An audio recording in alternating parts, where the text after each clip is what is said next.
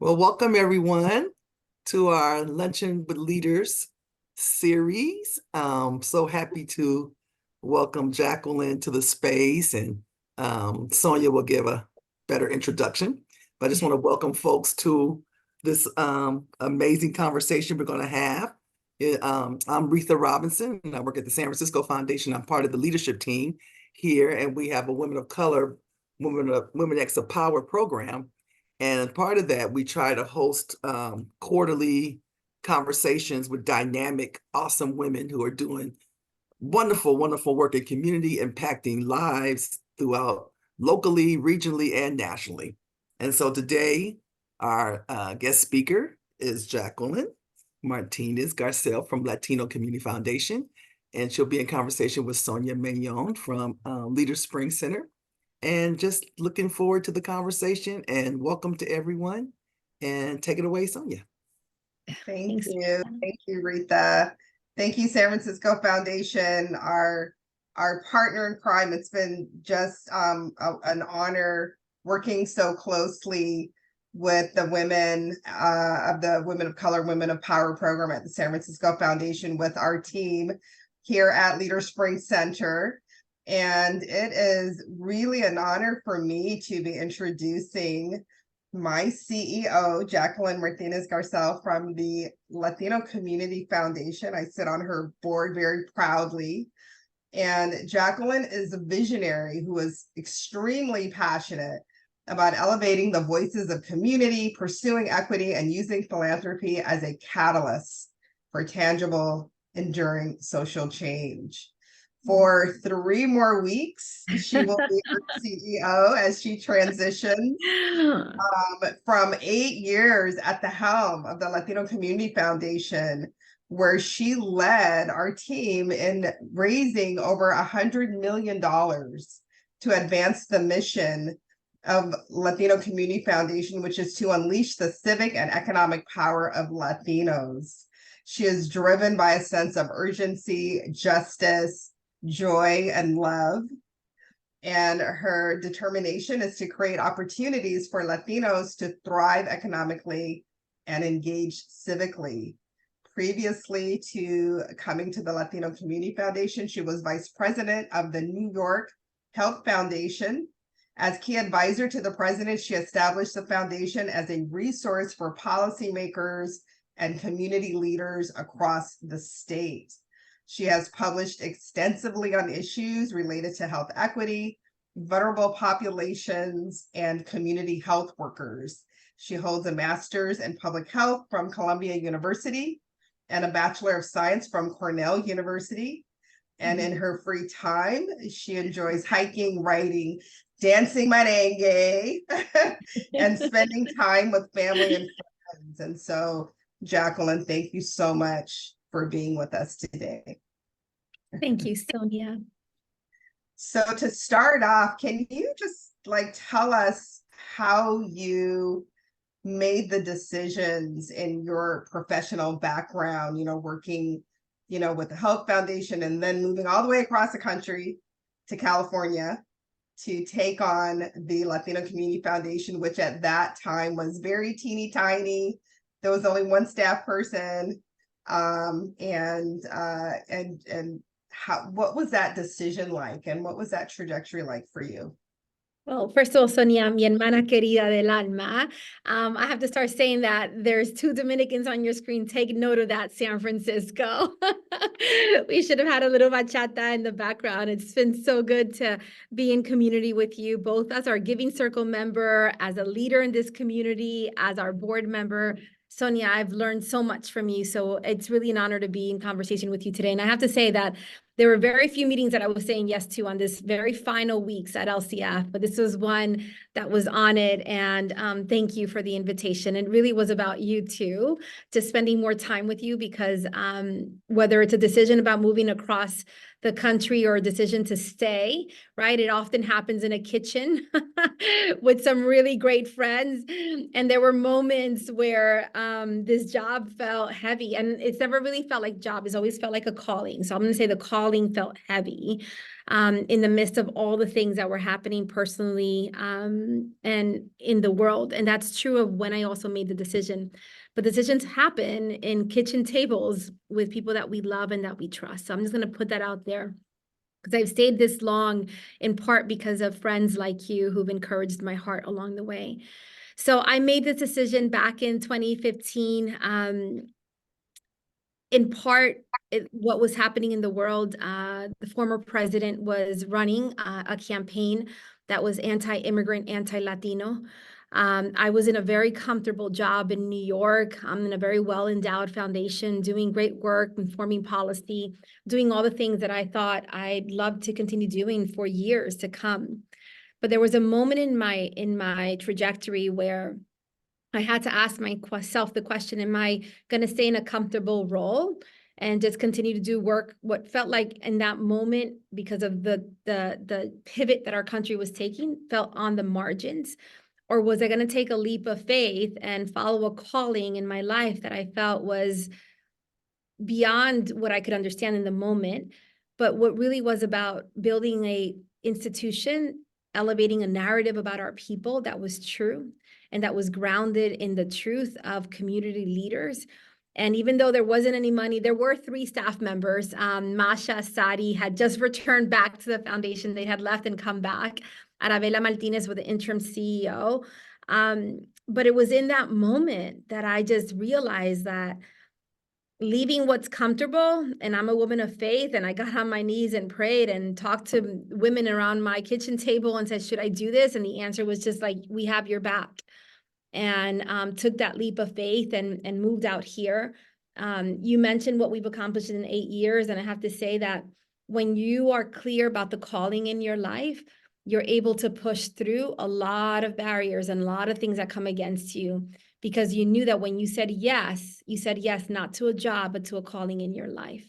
And I feel like that's what's kept me centered from the moment that I said yes to this opportunity, yes to the privilege of coming out here and building this institution, yes to all the times when, Sonia, I clearly remember the day sitting in your kitchen table, and I'm smiling now, but I was in tears then, right? I had lost 5 family members. I was getting separated from my husband. I didn't have a home in San Francisco. Like, I was living at an Airbnb, not really knowing what was going to be of me. And I'm sharing this in a very open space with other women in leadership positions, recognizing that everybody doesn't see, right, all the things that happen in our lives when we're trying to hurry up and get it together, right, and keep pushing forward as women of color and showing up. But when you're centered both in who you are, why you do what you do, and understanding that for such a time as this, you're called to do a thing, and you finish strong, then you're able to still stand. I'm able to still stand after 8 years because of those things. So there's more to say to that, but I'm just trying to be true because, again, haven't slept a lot, Sonia, you know this. And Yes. leading up to this meeting, I'm like, oh, shoot, I have 5 minutes. And thank God that Diana Otero is sitting on the other side of me right now, helping me get on Zoom, get a background, get it together, Jacqueline, just get it together. So I just want to be as honest and as real as I can be right now with all of you. Thank you. Thank you. And that's what Lunching with Leaders is about. For those of you that have joined us on our previous conversations with just amazing women leaders, it's about being transparent. It's about being vulnerable. It's about, this is our kitchen table. We post-COVID have gone into this, different type of meeting space. And, on the one hand, I would love to be in a room with all of you. But on the other hand, it's a blessing that we can all be together, because Jacqueline is like across the country. And, those of you that are on your Zoom screens, who knows where we all are, but it's a blessing that we can all join in this way. Jacqueline, one thing that you talk about a lot and that you mentioned was, servant leadership. You are a servant leader. I know that you're a woman of God, and, you lead from love. What does that look like to lead as a servant leader in this philanthropic environment, which can be very taxing, and, all the things that go into running an organization, but building an organization and really staying true to that? Can you talk about that?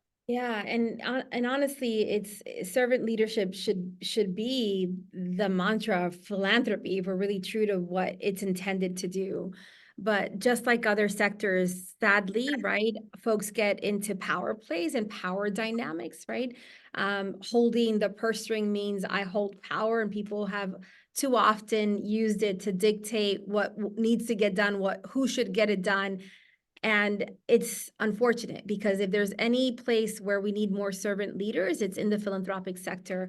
And what it looks like to me is a reminder that we are here in service of community, that the philanthropic resources that are held at private foundations belong to the people, and that our number one job is to listen, to lift up, to learn from, and invest. And I like always to say, liberate capital, right? Like, this is not about sitting on assets and waiting to see what happens next, but it's really about standing with the people on the ground and standing both behind them and alongside them to help them move forward.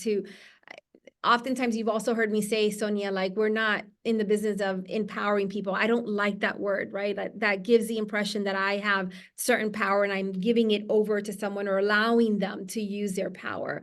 At Latino Community Foundation, we set on a mission to unleash the power with a servant leadership mentality, in that all we do is create the platforms for people to be lifted high, invest in them in ways that they didn't even see it coming. Like, we oftentimes invest in folks that don't even apply for a grant to LCF. We've seen them, we've heard them, we support them, and we invest in them. We need more of that in the philanthropic sector. This motto of servant leadership, I take from scripture.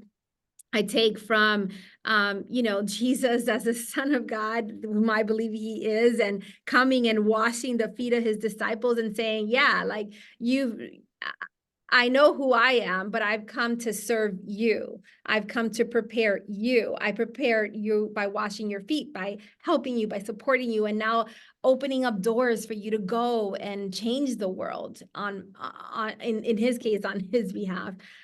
So I take that and I think about Philippians 4, where it says that, him being who he was still didn't count equality with God, right? Like, it wasn't that, it was about service.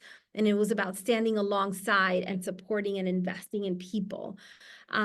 It's a different approach, sadly, in our country, right? Where capitalism teaches us that we have to position ourselves and elbow our way in. And I didn't especially want that in an organization that's about building power. You heard me say this on Thursday at the event. The world doesn't need more organizations that are just about owning power. That hurts people. And I often quote Martin Luther King by saying, power without love is abusive and reckless, and love without power is anemic and sentimental, right? If all we're doing is building a movement of Latinos to build power and use that power without love being at the center of it, then we can easily become the very same institutions that we've been trying to change and move. And that's so important as we think of ourselves as leaders, as women of color, that we hold on to the principles, the values, the things that have made us who we are, the people who have made us who we are. And when we center ourselves around that, then we don't create the same types of institutions that we often are trying to deconstruct. Absolutely, absolutely. That's I look at our own fellowship program, and we're working with women of color leaders, that are in leadership positions, that are aspiring for different types of leadership positions. And our foundation of our program is centered in love. And so servant leadership is very familiar to our team. You've been at some very national heavy hitting tables in your work across the country, not only in Sacramento and Washington, D.C. with, former presidents, current vice presidents, folks with lots of resources. How do you stay centered when you're in those spaces, when you're really bringing forth the servant leadership, persona that you're very consistent with, but at the same time, we know that or Leader Spring knows, we see the difference when we have a woman of color leading from a place of love, from a place of humbleness. And we're going into this, it's kind of like, going into the lion's den, right? And you're trying to be in this space. How do you stay centered, and how do you stay focused, and how do you So you told me that I could be honest in this conversation, and I am. And so I'm just going to be just fully honest, Sonia. Sometimes people mistake humility and meekness by just like people just kind of going down and like pobrecita, like just not wanting to be seen. I know who I am, right? I am a child of the Most High God, first and foremost, right? I've been created, and scripture tells me royal priesthood, holy nation, that is who I am. I know who I am because my mother and my father consistently taught me to keep my head up and my shoulders straight in places, and not be intimidated by people telling me that I should be a certain way, right? So being sure of who we are here, right? And connecting with that daily. I mean, you met my sister, and she'll tell you, like, every morning, like, my morning starts reading scripture, reminding, right? Settling my spirit in who I am and who's created me and who do I belong to. And it's from there that I'm able to go into these spaces. And yeah, like, there are moments where other folks in those spaces may look down on you because you don't belong in that spaces, right? Like, I just came back from a beautiful reception at the VP's house, and there were a significant amount of people of color there, but I mean, majority of those spaces are not often reflective of me, right? So, and people know that, and they'll use that not against you, but just kind of to make sure that you know your place. But I know my place. I belong in those spaces. And when I'm invited in those spaces, I'm also reminded of the privilege, right? That there are many who also belong in the spaces that have not gotten that invitation. And so to like not be seen and not be heard in those spaces, you can't. With it comes an enormous amount of responsibility. So love casts out all fear, right? So when you feel intimidated or feeling like, oh my goodness, what am I going to say? Just say it. Like, remember who you are. Remember the fact that there are plenty of people who come from the same neighborhoods you do, who look just like you, who deserve to be in that room, but now you're there. So what are you going to do with that space that you're there, right? And then realizing that everybody's human on the other side, Sonia. Like, when it came to the moment of saying hello to our vice president, like, she welcomes a hug. Like, she's been standing there for hours just talking to people, asking her for things, and like, hi, like, it's so good to see you again, right? Versus just asking for something or saying something. Like, there is a human moment that everybody craves. And we can't forget that, no matter if it's, President Obama, who is the most charismatic leader, like, he just also has a warmth about him.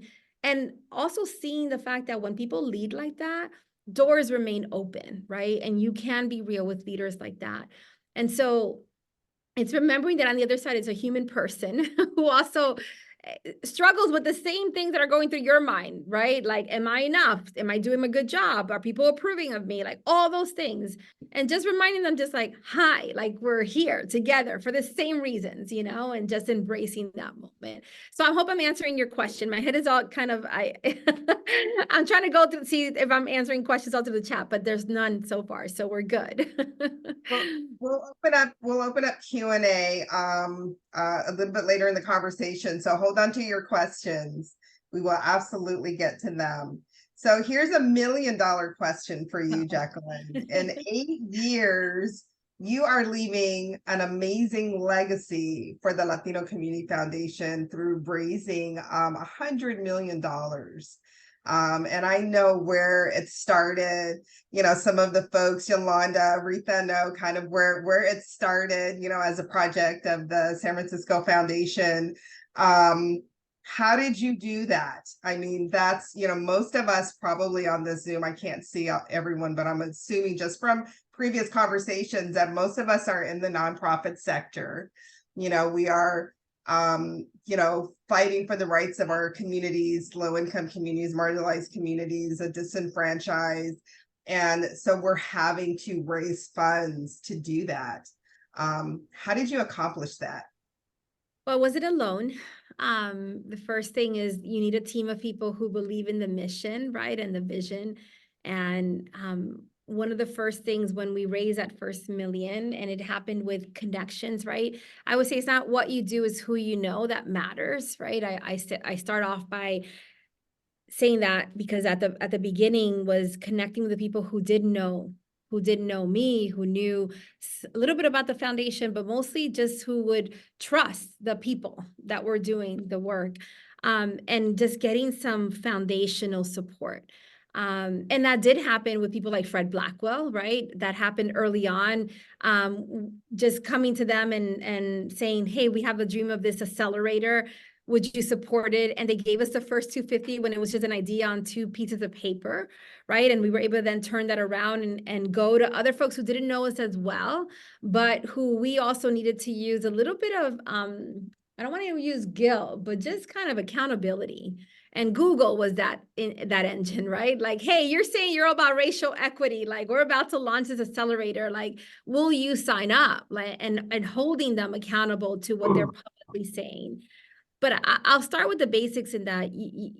Started with the people that knew, right? So I also went back to my contacts at Kellogg Foundation and RWJF and started just building the building blocks to have enough support to then hire a team to start having impact in the community, right? So hired Samantha to help us build our grant making and get money out the door. Like, we were going to raise money, we're going to get out the door money immediately. Like, we're not going to sit around until we have systems in place and processes in place. If what we're saying is that we're investing in Latino-led organizations, let's get the money out.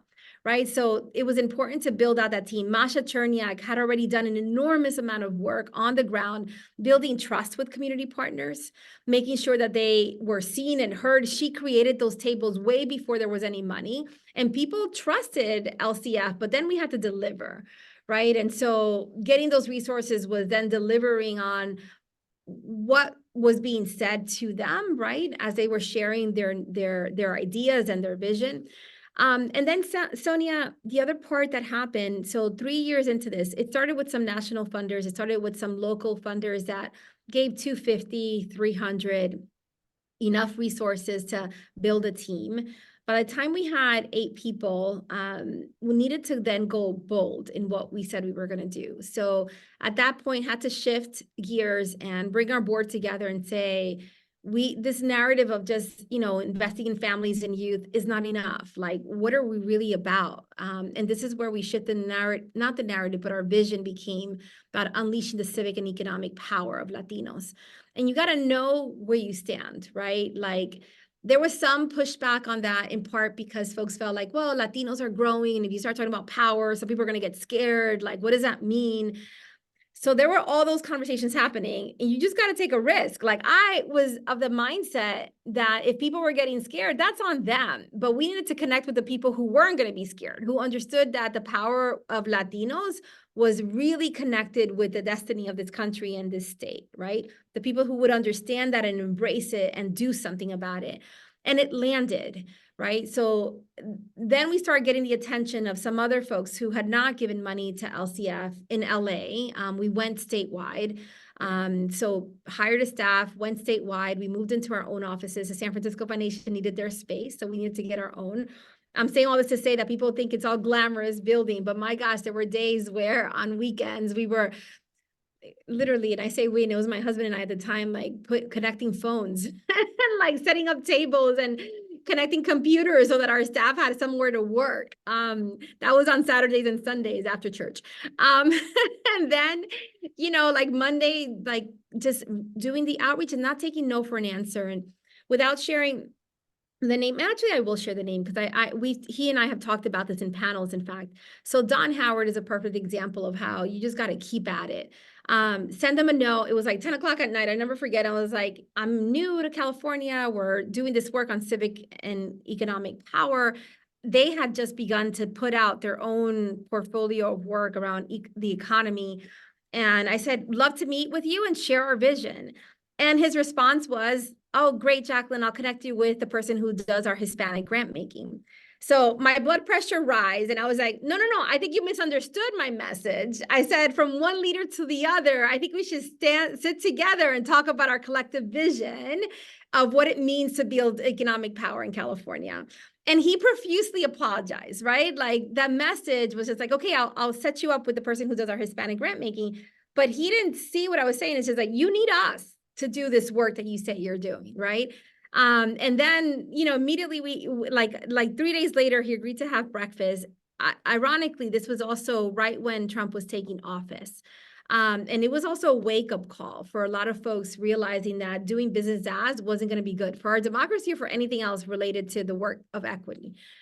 And after that conversation, he heard, he saw, and then I held accountable, right? So then the first core support grant came in of $350. And about a year later, after showing the work that we were doing, we got the $4 million grant over 3 years, right? So that was a big deal because it was the first time that we had gotten multi-million, multi-year grant.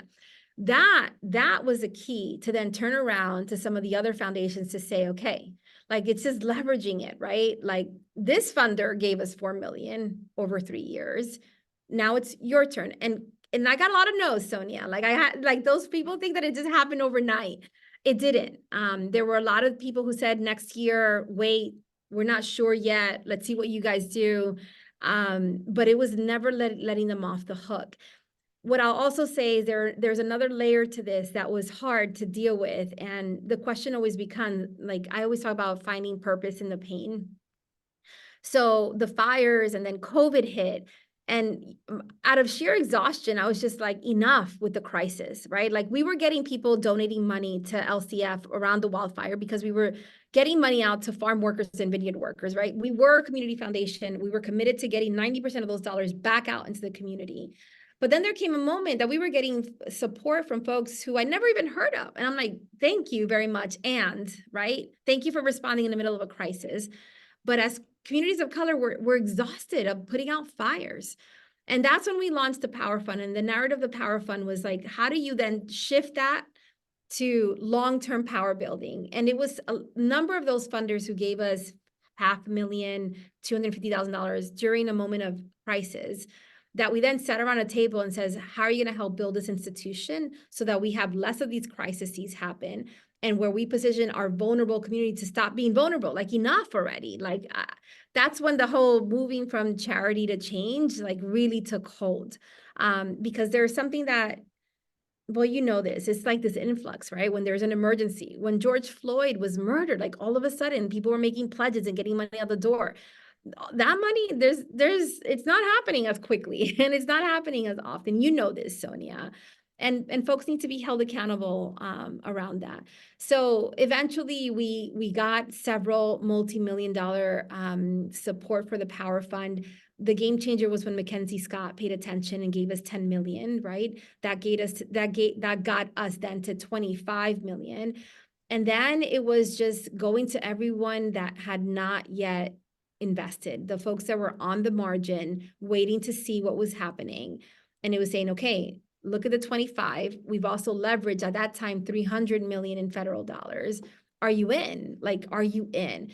And talking to media about this and holding folks, like putting it out there when they weren't, and calling them out. It was a risk, but it needed to be done. And on the flip side, it could have been that people would have turned sour and said, you called us out and we're not going to do this. But they didn't. They heard, and they listened and they invested. Mm-hmm. I feel like I went on and on, but it's it's not a straight pathway, right? Like that's what I'm trying to get at. And there were moments that you take risk that you don't know whether or not it's going to land you less or more, right? And you just got to take it. Exactly. Yeah. So I have one more question. I'm going to invite our participants to add your questions to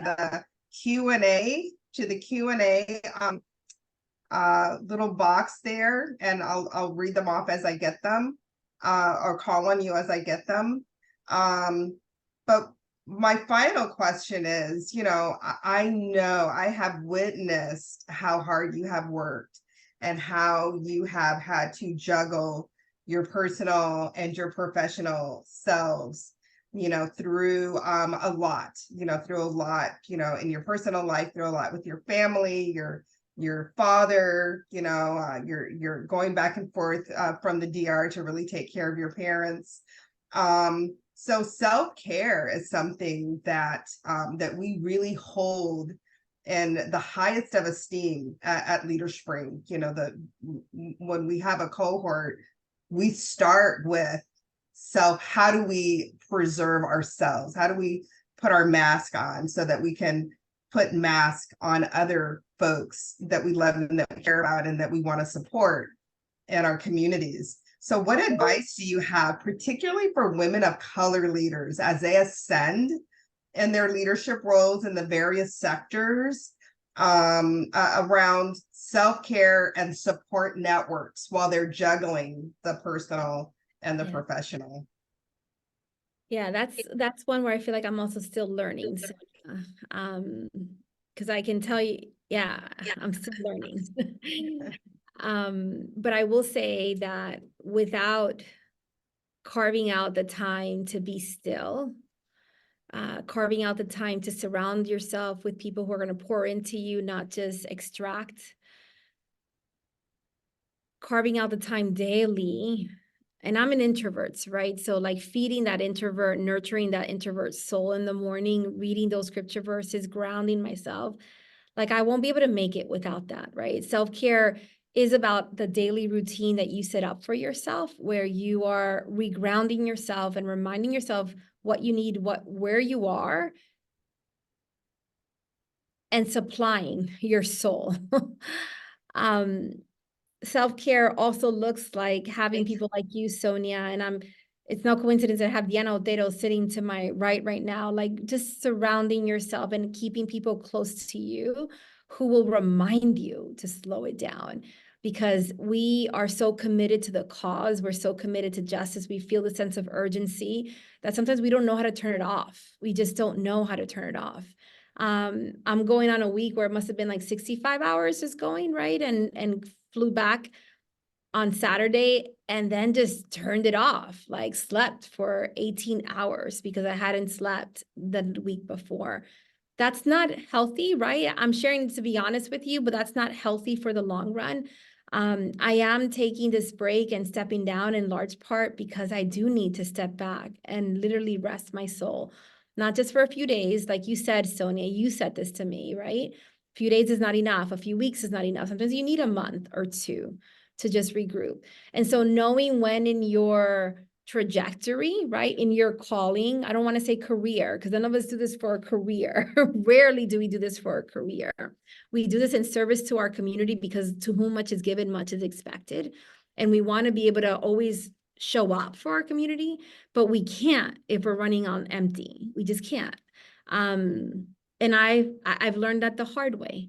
And so the time that I would keep remembering right now in your kitchen, right? That's when I made the decision that I also need to take time to grieve, to get mental health counseling, because I had lost so many family members. I was going through a separation. I didn't have a home. Like, slow it down, Jacqueline. Like, just get the help that you need. That mask of oxygen was a very visual piece. I don't know, it must have been you and others who said it, but it became real. I don't know who we kid ourselves thinking that we can keep at that. We can't. We're humans. And if we do it, we're not doing it to the fullest and the best of our abilities. We're running on empty and running dry. So demanding that time from ourselves and giving ourselves permission to take that time, I think, was the hardest thing. I won't lie to you, there's still that little voice in the back of my head saying, an election year, like, our democracy is falling apart all over again. Like, I have this sense of just like, what are you doing? You can't stop now. But then it's just like, and then who am I to think that I'm the only one? Like, there are other people fighting this fight. Like, thank you, Julian Castro, for taking the role, right? And like, and to all the women on the ground, right, who are doing this, like, we do each other a favor when we step back, let others lead and come in. And then also just regroup, because we'll come back stronger and be able to be there for another woman who needs to step back and rest. So I don't have a perfect answer for it, Sonia, only that I'm still learning. But I'm following the guidance and wisdom that I have received from women like you in my life. Yeah, and looking forward to doing that.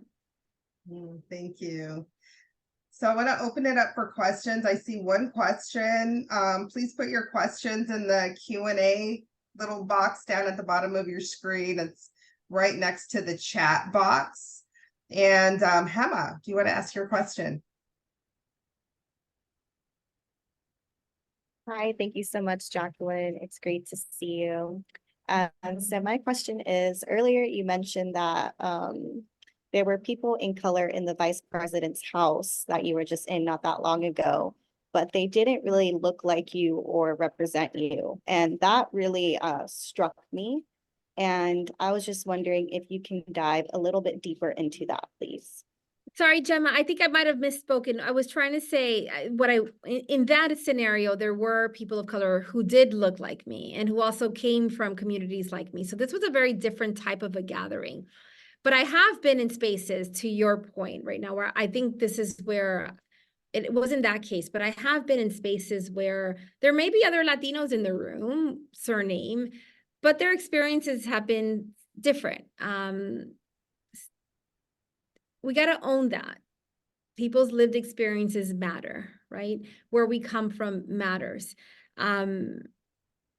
We have to give folks grace in all of that too, in understanding that, okay, they're not Dominican, grew up in Washington Heights. They might have been affluent and grew up in another country, and they're here for different reasons. I think we got to just speak to that in our enclosed circles, right? And make sure that we are open to understanding, but also calling out anti-Blackness in our community, calling out the things that still get in the way within the Latino community for us to come up together. A much deeper conversation, Gemma. But as far as the event that I just was at, that was different. There were people who looked like me and who came from backgrounds like me. This was one where she organized it. It was some folks from California who are organizing on the ground, who were in that space. But that's not always, right? Just because you have someone who has a Latino surname doesn't mean that they're coming with the same perspective. And I'm not judging them. I'm just saying that there's room for us to call some of our differences out and acknowledge them and then work towards the same end goal. I just want to follow up on something that you said while we're waiting for more questions. So anti-Blackness, and we know that in the Latino community that there's, colorism, anti-Blackness. We are, there's divisions. And so the Latino Community Foundation just co-sponsored a series of conversations that will be happening around the country starting in January, about Afro-Latinos and really recognizing Afro-Latinos. How do we begin to do more collaborative work, networking, between the Black community and the Latino community? What does that look like? Yeah, there's so much work that needs to be done, Sonia. On the front end, so as a daughter of a Black Dominican dad and white Dominican mom, I've lived that dual experience, right? Like my dad had to send my mom to submit the application for the apartment that they had on 163rd and Fort Washington, because if my dad would have gone, he wouldn't have gotten the apartment, right? So that duality has been big part of life. We don't talk about that in the Latino community enough.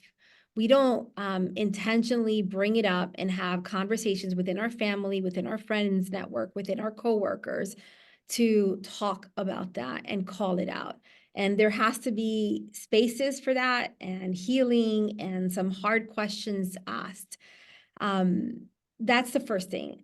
On the second part that comes to mind, for me, and this is where I struggled coming to California a bit, because I also grew up in a neighborhood that was nestled between Harlem, right, predominantly Black neighborhood, and the Bronx, which was predominantly Puerto Rican neighborhood. But it was just meshed, right? The issues of Dominicans were the same issue as the Black community in Harlem, and we were all in it. Like, we were all in it together.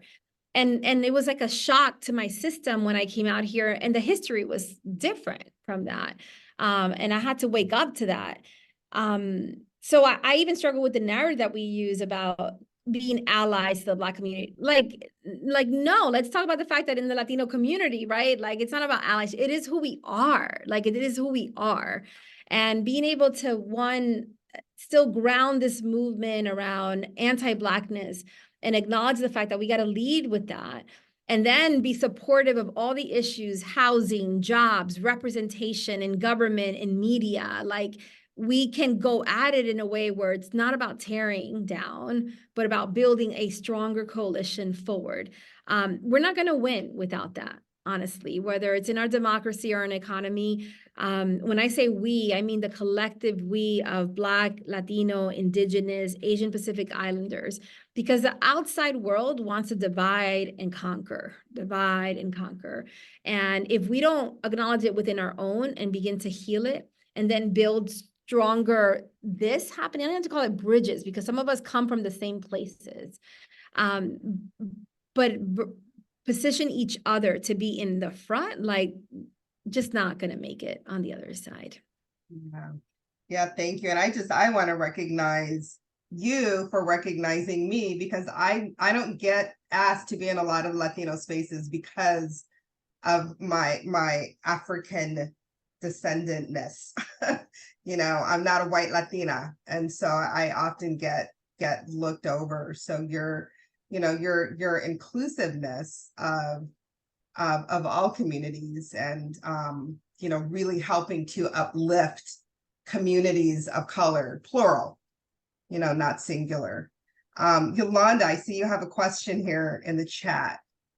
Would you like to ask your question, or would you like me to read it? Oh, you're on mute. Oh, wait, I can't hear Yolanda. Maybe we can't hear you. Yeah, sorry, we had to turn the volume on in the room. Sorry.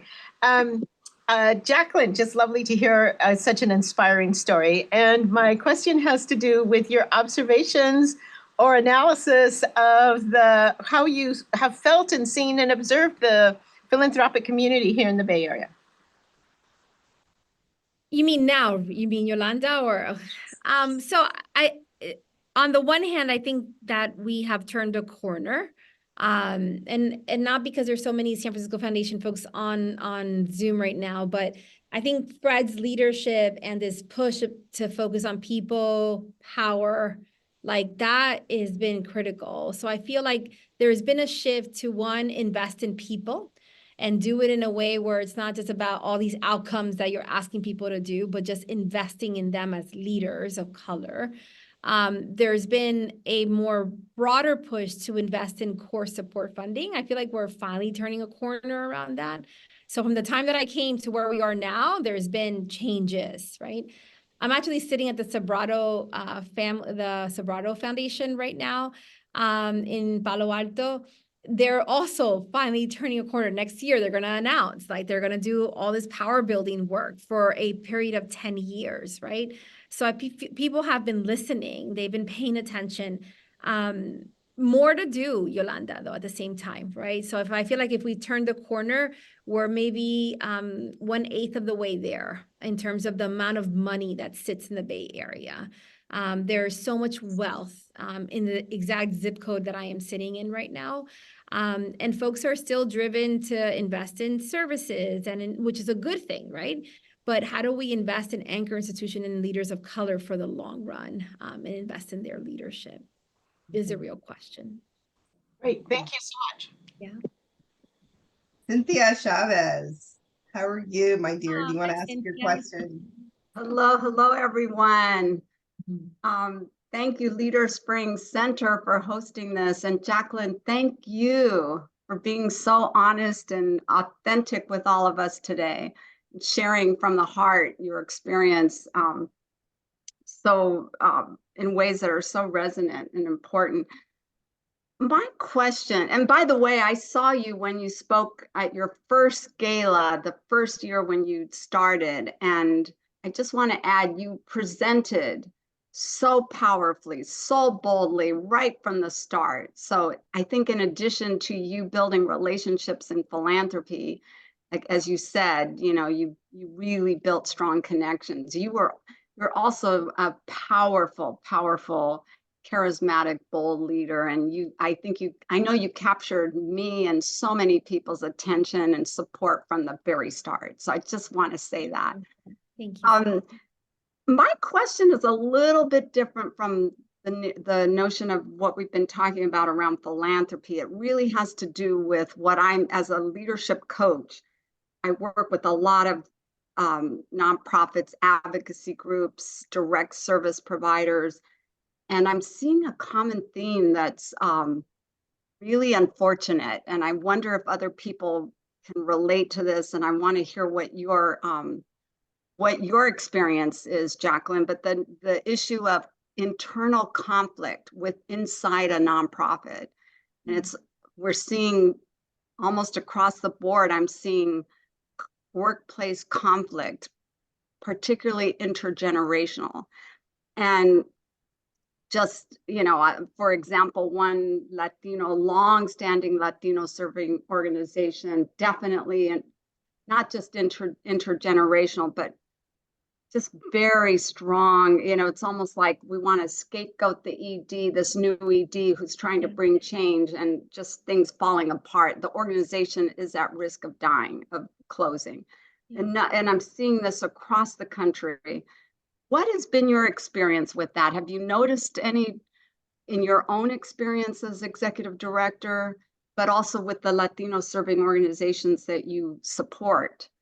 Anything you want to share with us if you've noticed a pattern or a across the board experience, if you're concerned about it, and if you are, what guidance can you offer us? Yeah, no, thanks, Cynthia, for the question. And it's definitely something that's palpable. And I honestly believe in, so we have our nonprofit accelerator where Latino leaders come together. There's a retreat where they're able to just kind of just be themselves and support each other. And in certain cases, at least 2 years ago, when I was more involved in the accelerator, some of this did come up. And I have to say that a lot of it comes up also from a place of exhaustion. I can't that part is so important. When you're running on empty, when you're going, you make mistakes along the way, right? You don't always do the things you want to do say them the way you want to do.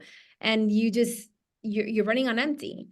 But the other side of that is that your tolerance level is lower. I mean, you're in survival mode. You're trying to survive. You're just trying to survive. And on top of that, you're trying to ensure your organization also makes it and survives. And so externally, you're putting out fires, right? And trying to also build an institution and raise money and do all the things and show up for community. And it's hard as a leader sometimes internally to have a safe space to decompress. So you're running on 6 hours of sleep. You're trying to show up to community and for community, trying to do the business of running and building and raising money. And then internally, people have all these expectations of you that are really hard to meet. And when you're tired, your tolerance level goes down, right? So like all of a sudden, this one little thing you're asking me for becomes really big, because you have nowhere to decompress. So that's first. The second thing that comes to mind is, on the intergenerational piece, it's huge. And, internally, we're an organization that's committed to hiring millennials, Gen Z. Like, we want our demographics internally to represent the demographics of the community that we're serving. And with it comes challenges, because the workspace is different for Gen Zs, right? There's all these memes on social media that we have to be careful, because it also can feed a stereotype that gets in the way of us actually relating with young people. But it's different, right? Like, work is different for those of us who grew up in the 70s and 80s and 90s. Like, we always counted a job as a privilege. Like, I'm doing more than what my parents, like, you know what I mean? Like all the things, right?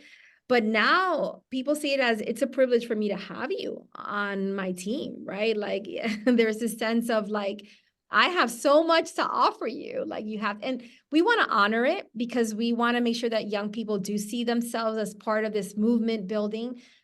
but there is a space for also to have like real conversations about also a sense of humility that's important in this work. And do it in a way where we can learn from the Gen Zs, right? Like there is something to be learned in how they approach this work, and millennials as well, but vice versa, right? And we need more of those spaces to be created where it's not the ED talking to their staff, but it's outsiders creating those spaces for us, because it's easy to have a target on your back when you're the executive director, right? When everything is going well, everyone takes the credit for it. When everything's going bad, you're to blame for it. And that's really, really, really hard. But it's part of being a leader, right? That's just it. But this is where like that network of people that I was talking about, like having the Sonias and and even internally, like I have a staff member who is a mature, seasoned professional who understands this, right? Who's also an ally and helping to build and work through that internally as well. Thank you. That was very helpful. Thank you. Thank you. And by the way, I'm so sorry, Sonia, what I want to say, Cynthia, I think that the one thing that we have to keep pushing for is for more of our leaders to get the rest that they need. And we just launched the sabbatical program ourselves, in part, not only to like give money to the organization, but to give money to the leaders to take a vacation. Like literally, here's $10,000, go on a vacation, go rest, and then work with the organization to help think through what changes need to be made in order for that organization to be stronger when they come back. That is critical. Like without that time to go back and reflect, people are going to be doing this, fighting internally, because people are tired. They're tired. Yeah, we have time for one more question. And Safi, I'm going to ask you if we can pin Safi to the, and I just want to clarify. Nikki Beasley has one too, Sonia. Okay, I just want to clarify that Lunching with Leaders is a San Francisco Foundation Women of Color, Women of Power program that Leader Spring is happy to co-sponsor with them and support. Yeah. Safi. Sonia, can you take Nikki? Because we don't have enough time. Oh, Nikki Beasley. Good afternoon, and my apologies. I didn't know how to raise my hand. So thank you, Cynthia, for that question. That really resonated, dealing with that in my organization today. So from a foundational philanthropy standpoint, can appreciate a lot of time, energy, and effort is being spent on the leaders, which is well-deserved. We need it, and everything you've said is absolutely correct. But thoughts around how to get the different generations to also hold some accountability in the space so that it can be a more cohesive environment. So whether it's training or just being able to share information in a different way, because I almost feel like it's, you know, if you say it, they don't believe it. But if somebody else says it, then it's the best thing since sliced bread. So any thoughts about how to help manage those relationships and give the training and exposure to folks that, you know, are still learning?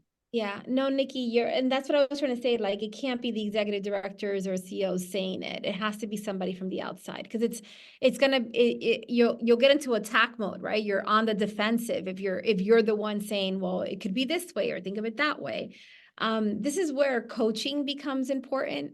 But it's hard because that costs money. We haven't been able to bring that fully in. I did find a coach that worked with our managers and our associates during COVID, for them to also work through some of those issues with themselves. Find affordable coaches that can help young people, because it's a disservice, not just to them not to deal with that, but to the world that we're building, right? Like, I really struggle with and I'm being very particular about the words that I share, because on the one hand, I have no issues with communities of color having a sense of entitlement, right? Because we should demand the things that our communities need and deserve to have, that have long not been given. On the personal side, I struggle a bit with that way of thinking of just like, well, it should be this way because I said so, right? We don't need more leaders like that. We need leaders that are willing to see the collective we and the whole. And I fear that if we don't address it, that we're going to have a generation where it's too inwardly focused. Like it's about my comfort, my demands, my needs versus the collective need of an organization, the collective need of a community, the collective need of our country, right? If we don't give them the coaching and the support, like we're 20 years from now, 25 years from now, we're in trouble as a whole. So it's an investment worth putting out there, but we can't do it, Nikki. I hope that's clear. Like it can't be the executive director because you get into a fight and you don't want that. Nobody wants that, and it's not going to yield any good. And it becomes even more exhausting just to show up every day. It does. It does. To do Yeah. already a hard job. Yeah. Yeah. That's right. Thank you. Before I pass it over to Rita to take us out, I just want to give a shameless plug for leadership. We're doing our 4th annual board summit on January 30th. That will be a virtual event from 9 a.m. to 12 p.m. More information will be sent out. Erica Stalling from Leadership Learning Communities, Ananda Venezuela, with her own organization, Cherie Hill with Bridge Live Arts, and our very own Safi Giroux will be moderating the conversation. So please look for more information to come. And Jacqueline, my heart is always with you. Thank you so much for all of the work that you have done, not only for the Latino community, but for all communities, because we need more models. You know, we look at the work that you've done and we know that it can be done. You know, it's a testimony to what we can do. I look forward to your next journey, and we will all be here to support you and just love on you and be your network of sisters. Thank you, Sonia. Thank you. I wish I can hug you right now. Thank you. What an honor to be in community with all of you. Thank you for the invitation. Jacqueline, this was wonderful. And I love your background, love, culture, and power. And you epitomize all of those. So that's just wonderful. Thank you everyone for being here. Jacqueline, good luck on your next adventure. We love you. We keep you in spirit. We'll keep you praying for you. Thank you. And everyone have a great day. Thank you. Thank you, everyone. Take care.